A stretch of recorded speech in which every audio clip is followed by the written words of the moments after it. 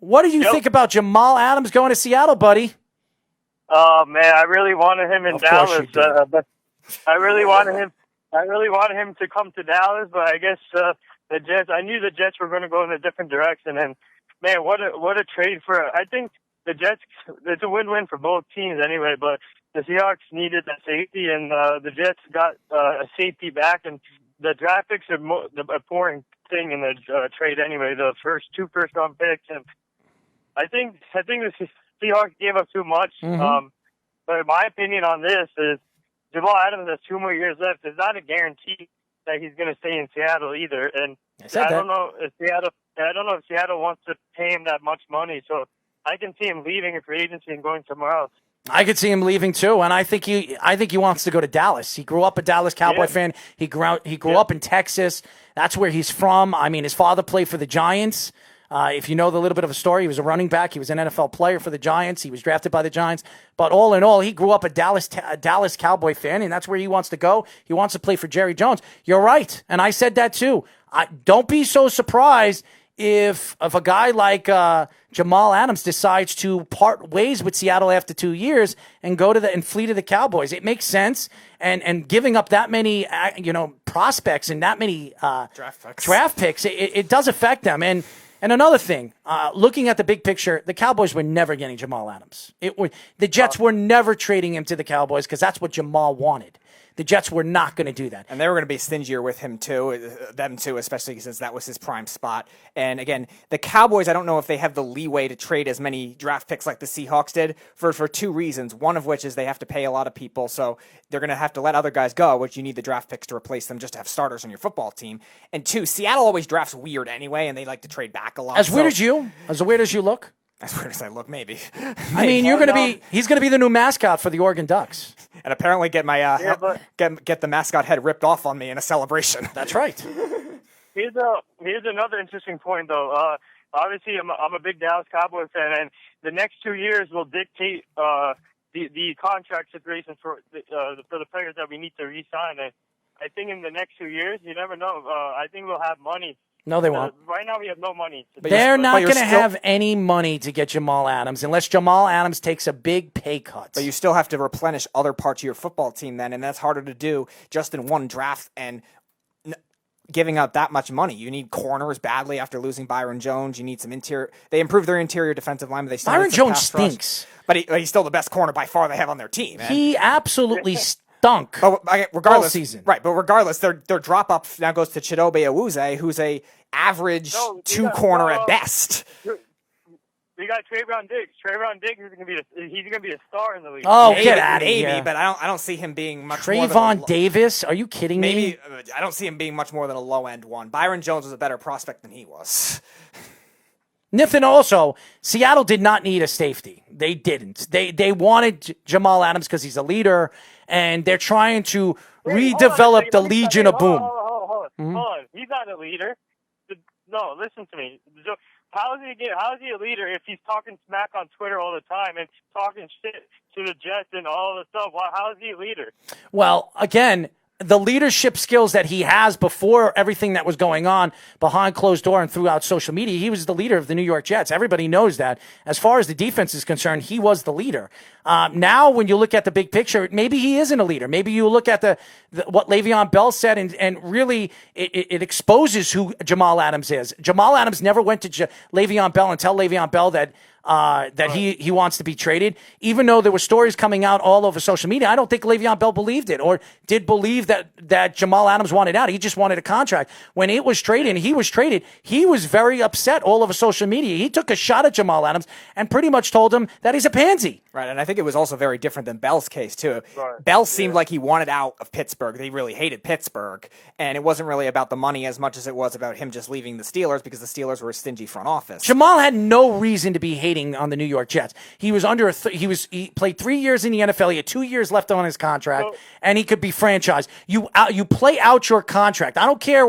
Eric is, me and Eric have argued this on the Weekend Crunch for 2 weeks, and he said, give the man the money. The Jets were never giving him the money because he kept opening his mouth. Why would you give a guy $90 million when he's taking shots at the coach, the GM, and the owners? Why would they do that? They were going to get rid of him. And I don't care what Joe Beningo and Evan Roberts said. Because if you think for 1 second, as much as the Jets have been a crazy and funny and a laughing stock organization, if you think an organization is going to overpay a strong safety that kind of money when he hasn't really done anything, he hasn't even gotten the Jets into one playoff series. So what the heck? Why would the Jets pay him that money? Why? He hasn't done anything. What has he done? He was an all-pro player? That's not enough. That's not enough. Yeah, so let me ask you this, guys. This is a two-part question. So do you think in the next 2 years, do you think the Seahawks will win the Super Bowl? And then where do you think Jamal Adams will end up in the next few years? Do you think he'll come to Dallas? I'll tell you right now where the Seahawks are going to go. I argued this with Mikey C. Before the show. He said we made a bet, and I will tell everybody our bet so everybody knows in the world what we did. Mikey C made a bet with me that Seattle will make the playoffs this year and be a contender. I said that the Seattle Seahawks won't even make the playoffs this year. It's very possible, too. You look at their schedule. You look at their offensive line, the depleted offensive line. They lost George Font. He went to the Jets. He was their best tackle. He was their best offensive lineman. They lost Mike Iupati. Mike Iupati, who retired. He's out. He's out. So that whole, and they were one of the best running teams in football throughout their whole running team. They had 3 running backs. Right. I think they averaged like 153 yards a game or something like They're that. not going to be able to run the ball this year, which is going to put more pressure on Russell Wilson to make plays. And I don't care how strategic they are in the open field because he can move inside and out of the pocket. Tyler Lockett is not a big man. He's not a big man. And if he doesn't have time, Russell Wilson's going to run for dear life. If he gets hurt, they're done.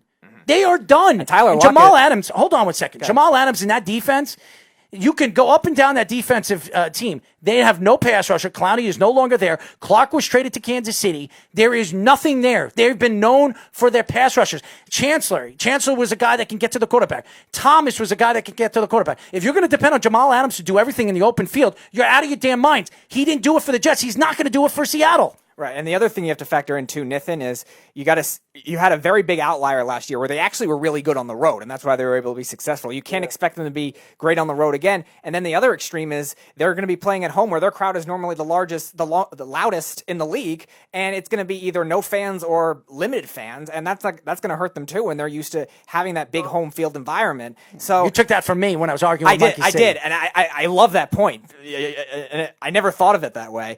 But also you got to factor in too is they have to win the division in order to do it too. They're not winning the division, which I think will be very hard. And because they're not going to win on the road in the playoffs, they're not that kind of team. They can win a round maybe, but that's really it. If they're a wild card team, but then you're dealing with the Niners, and you're also dealing with a very improved Arizona Cardinals team too. Yeah, you're like Speedy said, and like I said to Mikey C, you're not going to have the 12th man anymore. It's not going to be loud anymore. They could put up the sound throughout the stadium. It's not the same. It's not the same. Right. So, and I'll tell you this, when you look at the big picture with the Seattle Seahawks, knowing that they always had the home field advantage, they've only lost 5 games in 4 years at home. 5 games in 4 years at home. They're not going to have that ability this year to do what they did over the last couple of years. And Jamal Adams don't want to be in Seattle either. He wants to be with Dallas. Say whatever you want to say. And by the way, Seattle wasn't one of those teams that he wanted to be traded to. He wasn't on the list. So, again, looking at Jamal Adams and looking at the big picture now, he didn't get what he wanted. Joe Douglas got what he wanted. The Jets got what he wanted. They got 2 first-round draft picks, a third, and McDougal, who is a good player. He's a good plug-in safety, and he can also be the slot corner, too. And where he plays will depend on how Ashton Davis develops, too, and which he's better at. Do you guys think do you guys think my Cowboys will get Jamal Adams in the next 2 years? No. I do. No. I do.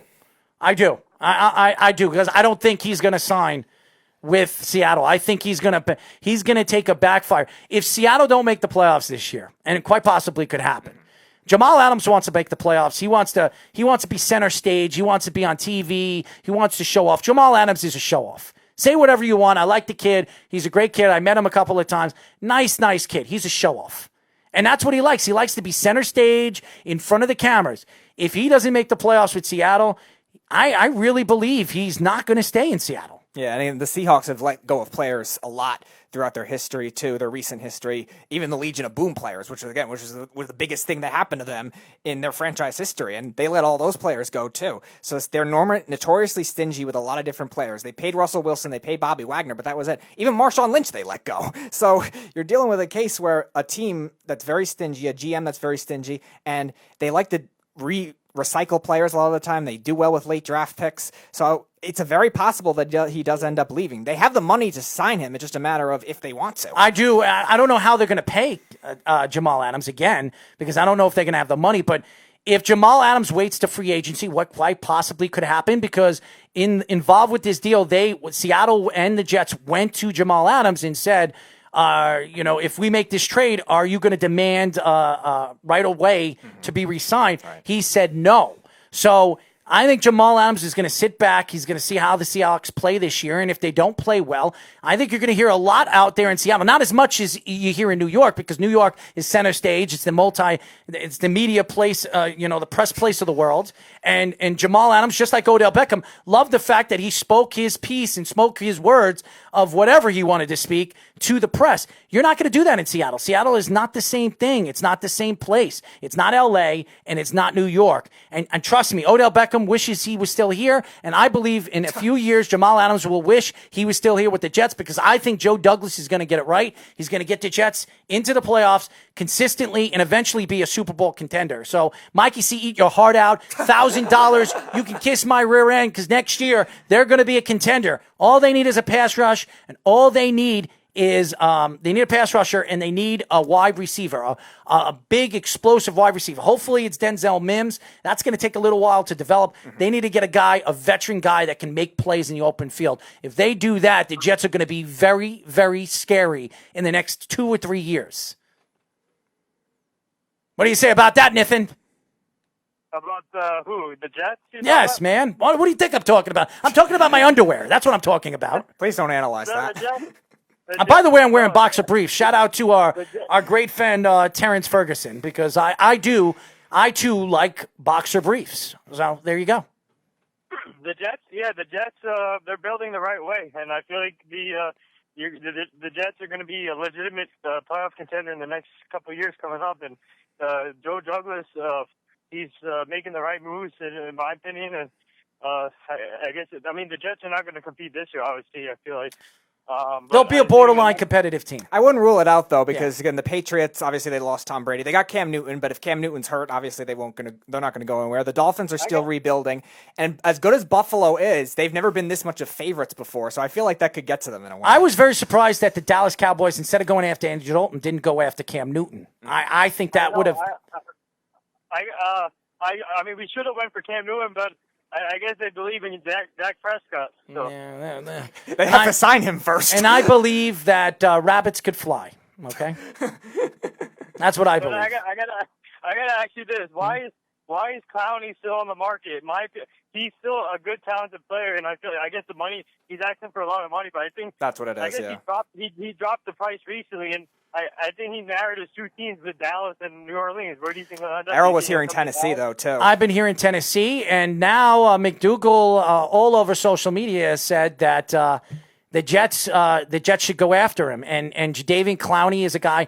I don't want Jadeveon Clowney unless I can get Jadeveon Clowney on a cheap. If I can get it for $9 to $10 million with incentives up to $15 million, then I'll give him that deal. If he wants something more than that, I'm not giving Jadeveon Clowney more than a year contract. I don't think he's worth it. I would go after Logan Ryan.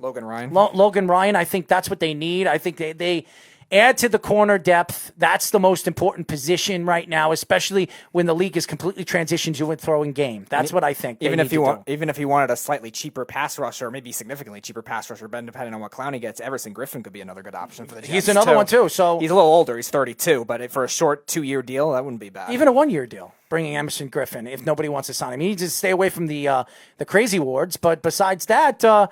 Emerson Griffin has been a very good NFL player, borderline Hall of Famer. I think he has like 78 career sacks, so maybe one more great year, he's right up there. Yeah, he's a borderline Hall of Famer. Emerson Griffin has been a very good talent, very good pass rusher in the league. Maybe you bring him to the Jets and he rediscovers himself.